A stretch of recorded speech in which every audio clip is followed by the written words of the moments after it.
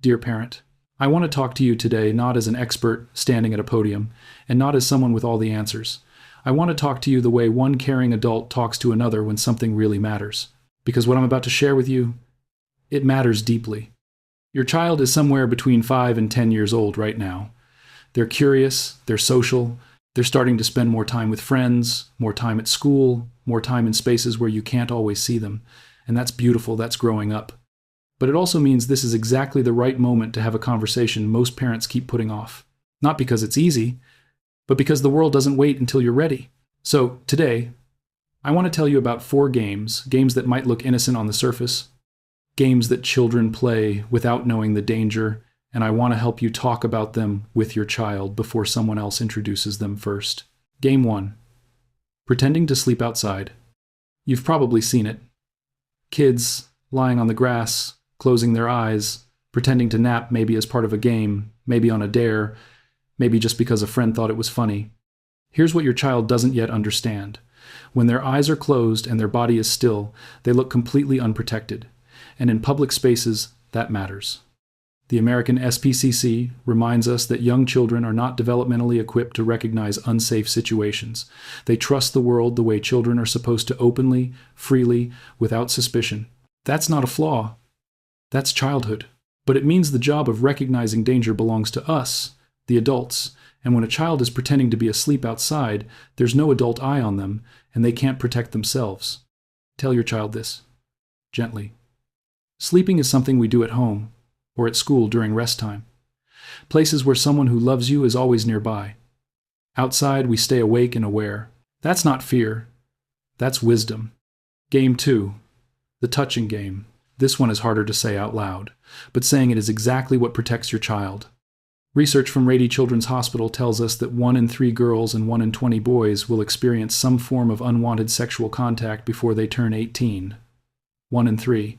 And the painful truth is most of those children never told anyone, because no one had ever given them the words or the permission to speak.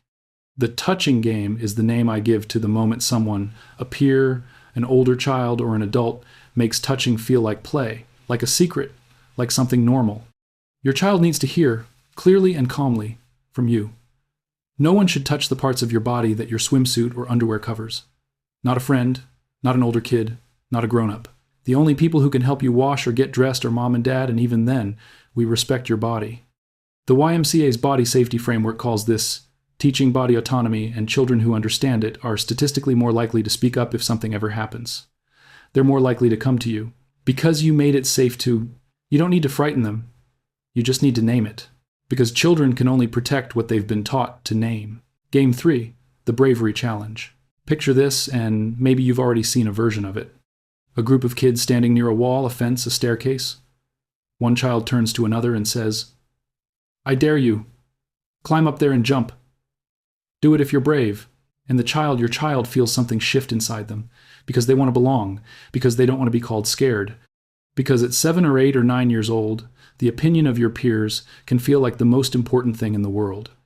A peer-reviewed study published in the American Journal of Public Health followed over 700 children between grades 5 and 8 and found that nearly half of all peer dares put children at risk for physical injury. Half. And the pressure only grows stronger as children get older and more socially aware. Here's what I want you to teach your child, not as a rule, but as a truth they can carry. Being brave doesn't mean doing something dangerous to prove yourself to someone else. Real bravery is saying no when everyone around you is saying yes. Real bravery is walking away. There's a real-world story that circulates in child safety circles, a 9-year-old boy who broke his arm jumping from a playground structure on a dare. When asked why he did it, he said, "I didn't want them to think I was a baby." He was in a cast for 6 weeks. The friends who dared him had forgotten about it by the following Monday. Let your child know. Their worth is not measured by what they're willing to risk for someone else's approval. Ever. Game 4. The secret game. And now we get to the one that child protection experts say is the most dangerous of all. It starts with a whisper. Someone, an adult, an older child, even a peer, leans close and says, "Don't tell your parents about this, okay? It's our secret." And just like that, a wall goes up between your child and you. The Center for Child Protection identifies secret keeping as one of the most recognizable early signs of grooming. Psychology Today's research on child abuse prevention is equally clear. Asking a child to keep a secret from their parents is not innocent. It is a documented manipulation tactic used to isolate children from their primary source of safety, which is you. Not every secret is sinister, of course. Surprise birthday parties are secrets. A gift wrapped in a closet is a secret. But your child needs to understand the difference between a surprise which has an end date, which makes someone happy, which everyone will know about soon, and a secret that makes them feel uneasy, confused, or afraid to tell you. Tell them this. In our family, we don't keep secrets from each other. If anyone at all asks you to keep something secret from mom or dad, that's the moment you come straight to me. You will never be in trouble for telling me. Never. And then, this part is just as important when they do come to you. Stop what you're doing, put down your phone, look them in the eye. Listen, like what they're saying is the most important thing you'll hear all day, because it might be, and now back to you, parent. I want to speak to you now, not your child, just you. Conversations like these can feel heavy. You might worry that talking about danger will steal your child's innocence, or that naming these things will plant fear where there was none before. I understand that fear. It comes from love. But here's what the research and honestly, just life teaches us. Children are not protected by silence. They are protected by knowledge, by trust, and by knowing that no matter what happens, you are a safe place to land. You don't have to deliver all 4 of these lessons in one sitting. You don't have to be perfect or have the exact right words.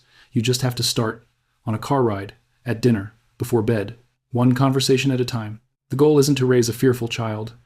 The goal is to raise a child who knows their own worth, trusts their own instincts, and knows without a single doubt that they can always, always come to you.